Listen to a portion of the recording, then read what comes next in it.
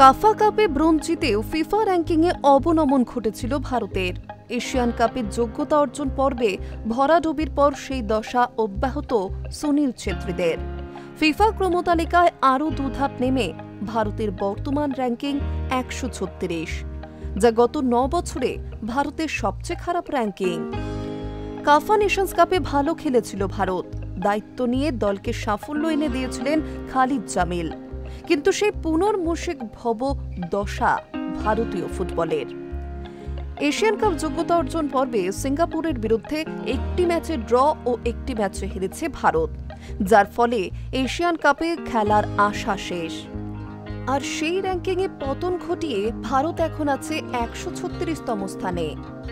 ২০১৬ সালের ২৪শে নভেম্বরের পর এটাই ভারতের সবচেয়ে খারাপ র্যাঙ্কিং। দুর্দশার কথা ধরলে ২০২৩-এর পর ব্লু টাইগাররা আর সেরা ১০০-র মধ্যে ঢোকেনি। তারপর স্টিমাজ গিয়েছেন, মালানো মার্কেজ গিয়েছেন, খালিদ জামিল এসেছেন। র্যাঙ্কিংয়ে এবারও পরিস্থিতির উন্নতি হল না। সেখানে প্রতিবেশী দেশ বাংলাদেশ এক ধাপ উঠেছে, তবে হামজা চৌধুরীও এশিয়ান কাপে খেলার ছাড়পত্র পায়নি। ফিফা র্যাঙ্কিংয়ের শীর্ষে রয়েছে স্পেন, এক ধাপ উঠে দ্বিতীয় স্থানে আছে আর্জেন্টিনা। পতন ঘটেছে ফ্রান্স ও ব্রাজিলের।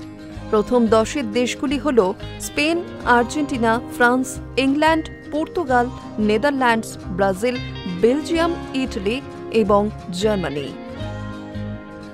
High News network.